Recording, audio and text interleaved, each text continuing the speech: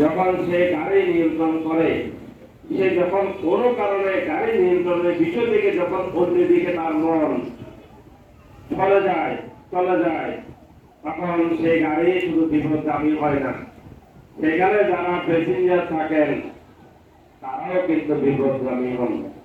সুতরাং শুরুতে বলি, এখানে যারা এসছেন পুণ্যের জন্য এসছেন, কিন্তু অজ্ঞানতার কারণে পুণ্য না অর্জনই পাপ দিয়ে বাড়িতে চলে যাবেন। কিভাবে? আপনারা জানেন, ধর্ম দেশনা যখন বুদ্ধির সমকালীন চলে তখন ব্যাঙের কথা তো অনেকেই শুনেছেন। ব্যাঙের কি দুর্যোগ বিপদ হয়েছে। ভগবান বুদ্ধের ভিক্ষু সঙ্গ যখন মহাসাধি বার্তায়ন সূত্র পাঠ করছেন তখন একটি ব্যাঙ ধর্ম কথা শুনছিলেন, কিন্তু দুর্ভাগ্যক্রমে একটা লাঠির ভারে ব্যাঙ সে মুহূর্তে মৃত্যু যন্ত্রণায় কাঁপছে। ব্যাঙ চিন্তা করলো, ব্যাঙের স্বভাবত ধর্ম যেটা, অভ্যাস যেটা, আমি যদি সেভাবে যদি শব্দ করি তাহলে আমার পার্শ্ববর্তী যারা আছে ধর্ম দেশনা শুনতে ব্যাঘাত হবে।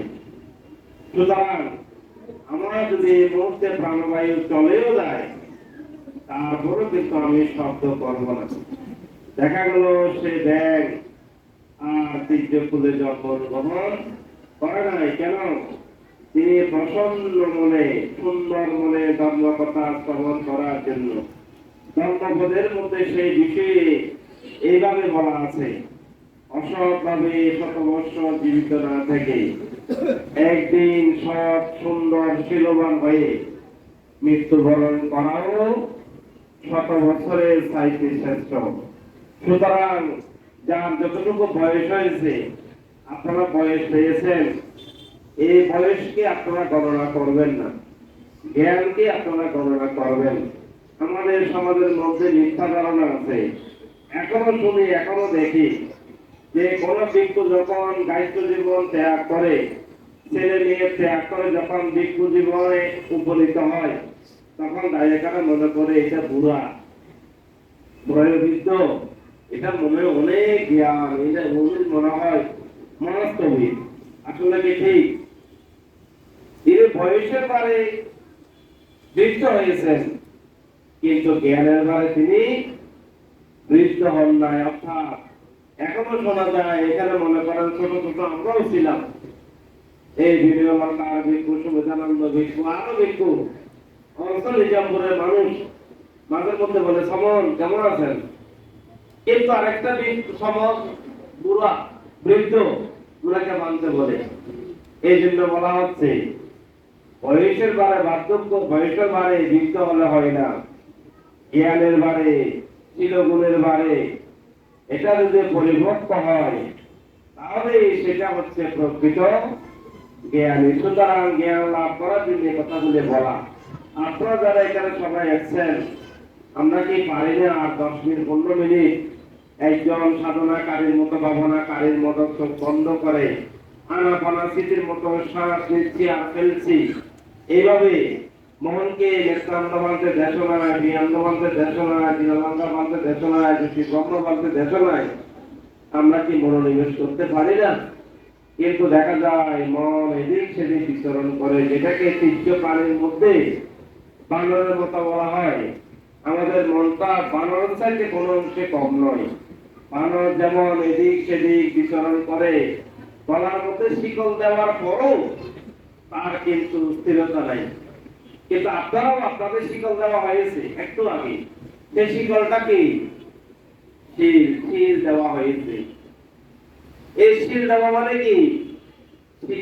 শিকল দেওয়া, ঘেরা দেওয়া, যাতে আর কোনো প্রকার গরু ছাগল অন্য কোনো প্রাণী এসে এটাকে যাতে নষ্ট না করে। তাহলে আপনারা শিল নিয়েছেন, এই মুহূর্ত থেকে অবধি পর্যন্ত আপনাদের উচিত নিরাপত্তা পালন করা। যদি কোনো সমস্যা হয়, বিপদ হয়, কোনো দুঃসংবাদ আছে, আপনি অন্যের প্রতি না করে অন্যত্র সে স্থান ত্যাগ করা শ্রেয়।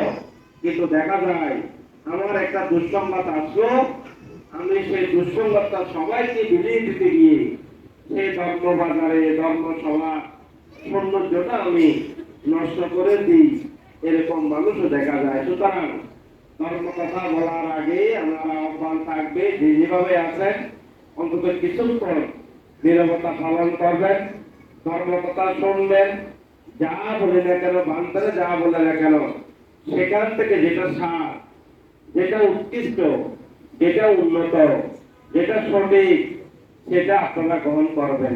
বুদ্ধ কালান্তরে কি বলেছেন? হে গায়ক সঙ্গ, হে বিক্ষ সঙ্গ, আমি গোস্বামন গৌতম, আমি ভগবান গৌতম, এই কথা বলেছি বলে তোমরা বিশ্বাস করিও না। মেঘকান্তমান্তে এইভাবে উপমা দিয়েছে, কথা বলেছে বলে তোমরা বিশ্বাস করিও না। তোমরা সেটাকে যাচাই বাছাই করবে, সেটাকে পরীক্ষা করবে, সেটাকে তোমরা দেখবে, তারপরে তোমাদের মনোভূত হলে সেটাকে তোমরা গ্রহণ করবে। আমরা দেখি অনেক সময়, দেখি নাই, শুনিও নাই, অন্যের কথা শুনে এদিকে এমন হয়েছে, ওদিকে এমন হয়েছে, অত দাম ইচ্ছা, তারপর আমরা বলে বুদ্ধ কিন্তু কালাম সূত্রে এইভাবে বলে দেয়। সুতরাং যতক্ষণ ধর্ম কথা বলি বলবে মানুষেরা, সেখান থেকে ভালোটা গ্রহণ করে পরিবারে নিয়ে যাবেন এবং সেখানে আপনারা বিতরণ করার চেষ্টা করবেন। আরেকটি কথা বলেছিলাম, বুদ্ধ বিক্ষ এবং দায়কদেরকে বলেছিলেন, হে বিক্ষ দায়ক, তোমরা উঠো, জাগ্রত হও, প্রমত্ত হইও না, উত্তম রূপে ধর্ম আচরণ করো। ধর্ম আচরণ কারিগণ ইহ জীবনের সুখ পায়, পর জীবনেও সুখ পায়। আজকে আপনারা সুখের জন্য এসেছেন, দুঃখের জন্য কেউ আসেন নাই। এখানে দানের সাথে প্রার্থনা করবেন, ইদাং মে দানাং, ইদাং মে শিলাং, ইদাং মে ভূয়াং, আসাওয়া খায়াবাংতু নির্বাণচ্ছা পাত্রেয়তু। অর্থাৎ এই দান দিয়ে শীল পালন করে, রবনা করে, যাতে দুঃখ থেকে পরিত্রাণ লাভ করে, যাতে নির্বাণ লাভ করতে পারে। ইদাং মে দানাং, ইদাং মে শিলাং, ইদাং মে ভূয়াং, দুঃখে পাচ্ছে হতো, এই কথা কেউ বলবেন না। সুতরাং দুঃখকে যদি নেতৃত্ব করতে হয়, দুঃখকে যদি সাধন করতে হয়, দুঃখ থেকে যদি পরিত্রাণ লাভ করতে হয়, তাহলে বুদ্ধ নির্দেশিত সেই সঠিক পথে আমাদের চলা উচিত। আমরা সবাই মায়াময়ের আচ্ছন্নে ঘুমিয়ে আছি। এই গাথাটার বাংলা হচ্ছে এটা, হে দায়ক বিক্ষ সঙ্গ, তোমরা জাগো, তোমরা উঠো, প্রমত্ত হইও না, উত্তম রূপে ধর্ম আচরণ করো। অনেকে আমরা ঘুমিয়ে আছি। আজকে সীতাকুণ্ড বিহারের শ্রীমদ্দান, সীতাকুণ্ড চন্দ্রতে বিহারের দায়িত্বের মধ্যে একজনও আসে নাই, সেরকম তো আছে। তিনি মনে করছেন পরে যাবো আর কি, এটাকে বলা হচ্ছে তিনি ঘুমিয়ে আছেন, এখনো তিনি জাগ্রত হন নাই। সংসার জীবন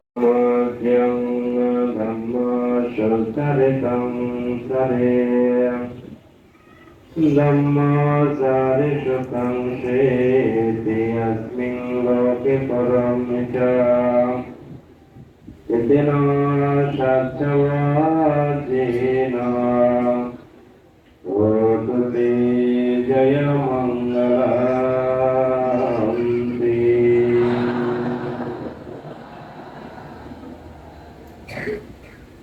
सर्वांगी जगत पूज्य महाकारुणिक भगवान बुद्धेर प्रति विनम्र बंदना निवेदन करছি। আজ সীতাকুণ্ড উপজেলাধীন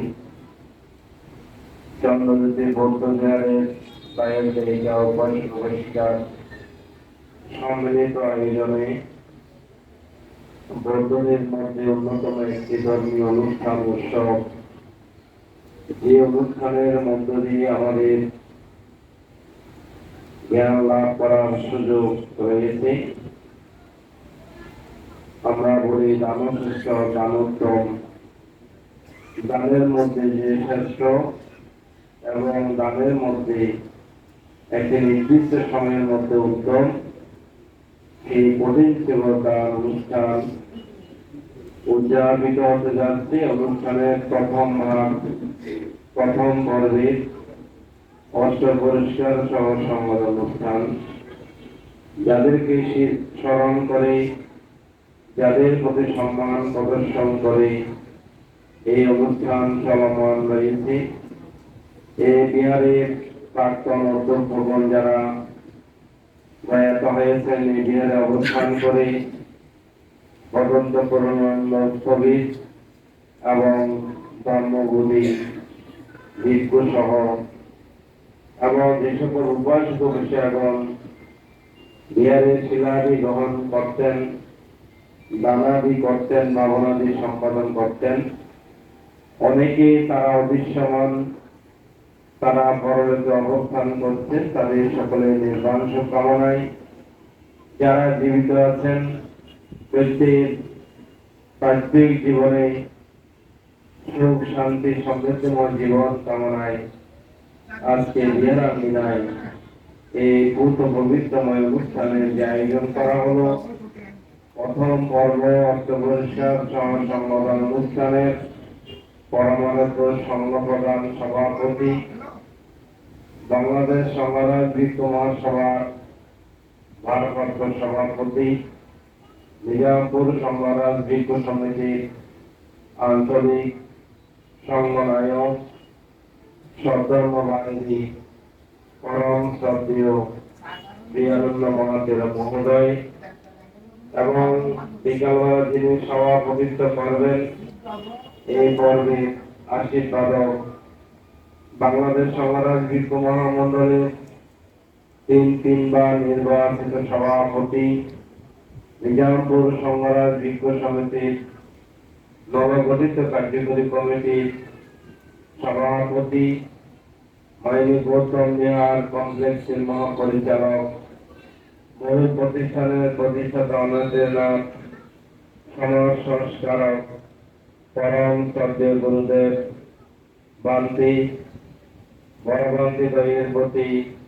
বিনম্র বন্দনা শ্রদ্ধা জ্ঞাপন করছি। অনুদয় বিশ্ব সংঘের প্রতি মধ্যম আশীর্বাদ। আপনারা যারা এই পুণ্য অনুষ্ঠানে এসে এই বিহার আপনাকে পূর্ণতা দিয়েছেন, এই অনুষ্ঠান করার জন্য সহযোগিতা দিয়েছেন এবং এতক্ষণ পর্যন্ত বসে দানাদি শিলাদি ধর্ম দেশনা শ্রবণ করছেন, আপনাদের সকলের প্রতি আমার বিক্ষুব্ধ জীবনের পুণ্যরাশি অবহেলার মধ্যময় শুভেচ্ছা এবং প্রত্যেকে আগামী জীবন যাতে নিরাপদ হয়, সুন্দর সার্থক হয়, এই কামনায় সদ্য প্রবাহ উদযাপন এবং কঠিন জীবন লাভ করে যে পুণ্য অর্জন করলাম, সব সমুদ্রের পুণ্য আপনাদের চলার জীবনের পাপে হোক,